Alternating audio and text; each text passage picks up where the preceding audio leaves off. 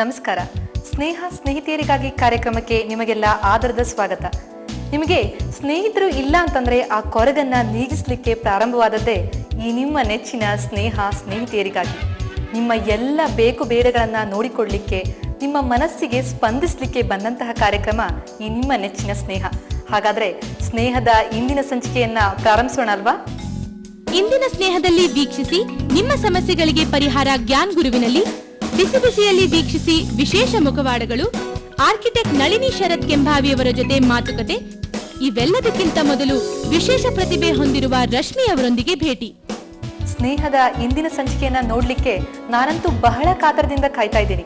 ಹಾಗೆ ನೀವು ಕೂಡ ಕಾಯ್ತಾ ಇದ್ದೀರಾ ಅನ್ನೋದು ನನಗೆ ಗೊತ್ತು. ಹಾಗಾದ್ರೆ ತಡ ಮಾಡದೆ ಪ್ರಾರಂಭಿಸೋಣ.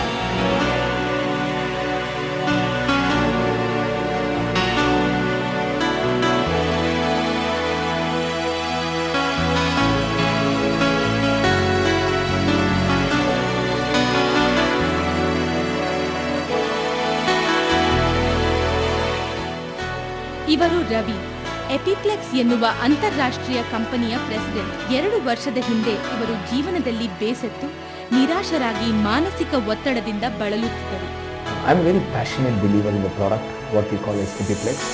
ವಿದೇಶದಲ್ಲಿರುವ ನಮ್ಮ ಬಾಸ್ ಭಾರತದಲ್ಲಿದ್ದ ತಮ್ಮ ಕಂಪನಿಯನ್ನು ಮುಚ್ಚುವ ನಿರ್ಧಾರ ತೆಗೆದುಕೊಂಡಾಗ ನಾನು ತುಂಬಾ ಗೊಂದಲಕ್ಕೊಳಗಾಗಿದ್ದೆ. ಇದನ್ನು ತಡೆಯಲು ನಾನು ನನ್ನ ಶಕ್ತಿ ಮೀರಿ ಪ್ರಯತ್ನಿಸಿದರೂ ನನ್ನಿಂದ ಏನೂ ಮಾಡಲು ಸಾಧ್ಯವಾಗಲಿಲ್ಲ. ಇಂಥ ಸಂದರ್ಭದಲ್ಲಿ ನನಗೆ ಬೇರೆ ದಾರಿ ಕಾಣದೆ ಆಶ್ವಾಸನೆ ಬಂದೆ. ಆಶ್ವಾಸನ ಮನುಷ್ಯನಲ್ಲಿರುವ ಆತ್ಮಶಕ್ತಿಯನ್ನು ಬಲಪಡಿಸಿ, ಜೀವನದ ದೃಷ್ಟಿಯನ್ನು ಬದಲಿಸಿ ಮಾರ್ಗದರ್ಶನವನ್ನು ನೀಡುವ ಒಂದು ಸಂಸ್ಥೆಯಾಗಿದೆ.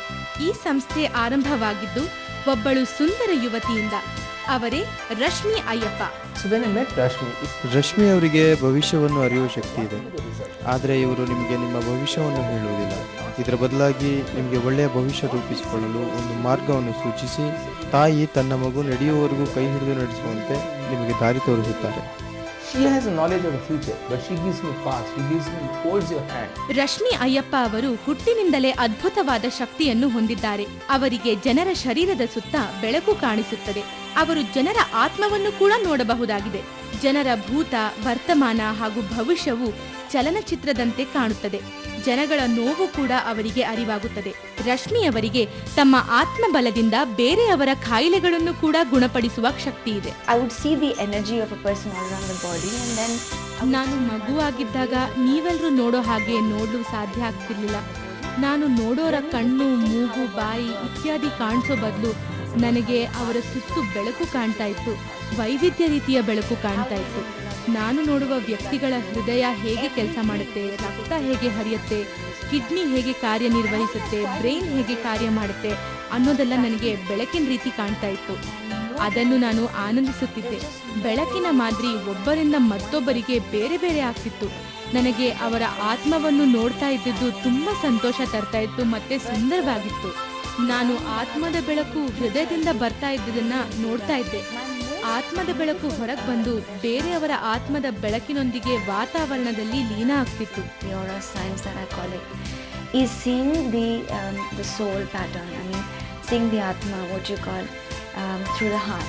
ರಶ್ಮಿ ಅಯ್ಯಪ್ಪ ಅವರು ಬೆಂಗಳೂರಿನಲ್ಲಿ ಕೊಡವ ಕುಟುಂಬದಲ್ಲಿ ಹುಟ್ಟಿದರು. ಇವರ ತಂದೆ ಆರ್ಮಿಯಲ್ಲಿ ಅಧಿಕಾರಿಯಾಗಿದ್ದರು. ಇವರ ತಾಯಿ ಇವರಿಗೆ ಎಲ್ಲೇ ಇಲ್ಲದ ಪ್ರೀತಿ ಬೆಂಬಲಗಳನ್ನು ನೀಡುತ್ತಿದ್ದರು. ಈ ರೀತಿಯ ವಿಶೇಷವಾದ ಶಕ್ತಿಯೊಡನೆ ಬೆಳೆಯುವುದಕ್ಕೆ ಕಷ್ಟವಾಗುತ್ತಿತ್ತು. ಏಕೆಂದರೆ ಸ್ನೇಹಿತರೆಲ್ಲ ಅವರ ಭವಿಷ್ಯವನ್ನು ನುಡಿಯಲು ಕೇಳುತ್ತಿದ್ದರು.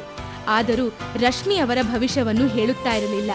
ಇದರಿಂದ ಎಲ್ಲರಿಗೂ ಬಹಳ ಕೋಪ ಬರುತ್ತಿತ್ತು. ನಮ್ಮ ಕಾಲೇಜ್ನಲ್ಲಿ ಒಬ್ಬ ಮುಸ್ಲಿಂ ಹುಡುಗಿ ಹಿಂದೂ ಹುಡುಗನ್ನ ಪ್ರೀತಿಸ್ತಾ ಇದ್ಲು. ನಾನು ಮೈದಾನದಲ್ಲಿ ಒಂದು ಕಲ್ ಬೆಂಚಿನ ಮೇಲೆ ಕೂತಿದ್ದೆ. ಆಗ ಅವಳು ನನ್ನ ಹತ್ರ ಬಂದು ಆ ಹುಡುಗನ ಜೊತೆ ನನ್ನ ಮದುವೆ ಆಗುತ್ತೋ ಇಲ್ವೋ ಅಂತ ಕೇಳಿದ್ಲು. ಅವಳು ನಿನ್ನ ನಿಜವಾದ ಗೆಳತಿನೇ ಆದ್ರೆ ಹೇಳಲೇಬೇಕು ಅಂತ ಒತ್ತಾಯ ಮಾಡಿದ್ಲು. ಕೊನೆಗೆ ನಾನು ಅವನಿಗೆ ಈಗಾಗಲೇ ಬೇರೆ ಹುಡುಗಿ ಜೊತೆ ನಿಶ್ಚಿತಾರ್ಥ ಆಗಿದೆ ಎಂದು ಹೇಳಿದೆ. ನೀನು ಕೂಡ ಬೇರೆ ವ್ಯಕ್ತಿನ ಮದುವೆ ಆಗ್ತೀಯಾ, ಇನ್ನು 3 ದಿನದಲ್ಲಿ ಅವನನ್ನ ಭೇಟಿ ಆಗ್ತೀಯಾ ಎಂದು ಹೇಳಿದೆ. ಅವಳಿಗೆ ತುಂಬಾ ಬೇಜಾರಾಯ್ತು, ಕೋಪನೂ ಬಂತು. ನನ್ನ ಮೇಲೆ ಕೂಗಾಡಿದ್ಲು. ಅವಳು ಹೋದ್ಮೇಲೆ ನನಗೆ ಅಲುಗಾಡಲು ಆಗದೆ ಮೈಯೆಲ್ಲ ತಣ್ಣಗಾಗಿ ಸಹಿಸಲಾಗದ ನೋವಿನ ಅನುಭವ ಆಯ್ತು. ಆಗ ಸತ್ತೋಗ್ತೀನೇನೋ ಅನ್ನೋ ಅನುಭವ ಕೂಡ ಆಯ್ತು. ಆಗ್ಲೇ ನನಗೆ ನನ್ನ ಒಳಧ್ವನಿ ಹೇಳ್ತು, ನೀನು ಅವಳಿಗೆ ಭವಿಷ್ಯವನ್ನು ಹೇಳಿ ತಪ್ಪು ಮಾಡಿದೆ ಅಂತ.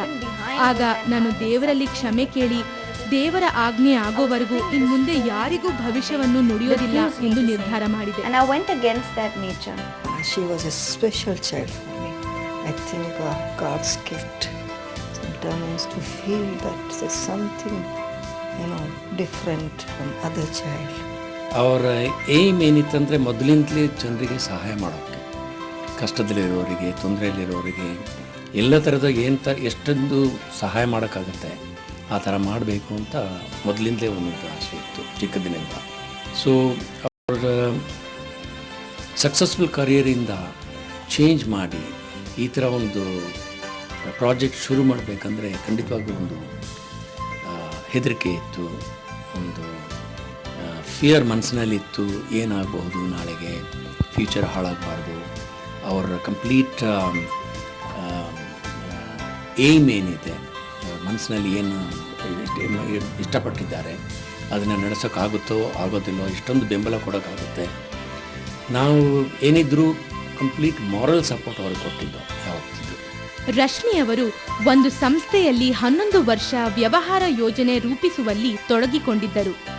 ಕಳೆದ ವರ್ಷ ತಾನು ಈ ಜಗತ್ತಿಗೆ ಏನು ಮಾಡಲು ಬಂದಿರುವೆನೋ ಅದಕ್ಕೆ ತಕ್ಕ ಸಮಯ ಬಂದಿದೆ ಎನಿಸಿತು. ಆಗ ಆಶ್ವಾಸನ ಎಂಬ ಸಂಸ್ಥೆ ಆರಂಭಿಸಿದರು. Created us not to know about our future.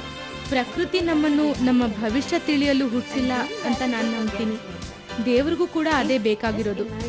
ಜನರ ಭವಿಷ್ಯವನ್ನು ಹೇಳಿದರೆ ನಾನು ದೇವರಿಗೆ ವಿರುದ್ಧವಾಗಿ ಹೋದಂತಾಗುತ್ತದೆ.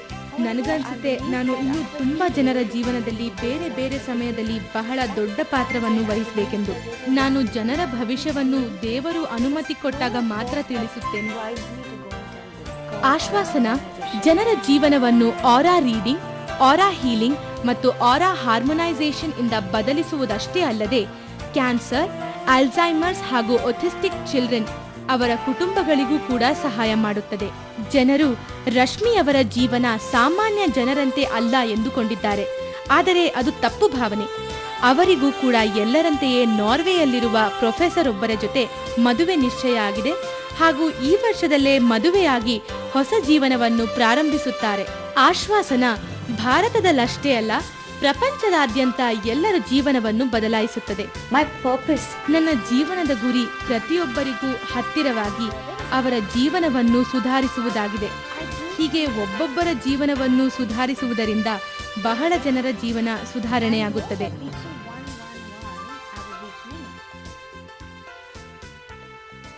ಸ್ನೇಹದಲ್ಲಿ ಇನ್ನೂ ಸಾಕಷ್ಟು ವಿಚಾರಗಳನ್ನ ನಿಮ್ ಜೊತೆ ಹಂಚಿಕೊಳ್ಳೋದು ಬಾಕಿ ಇದೆ. ಒಂದು ಪುಟ್ಟ ವಿರಾಮದ ನಂತರ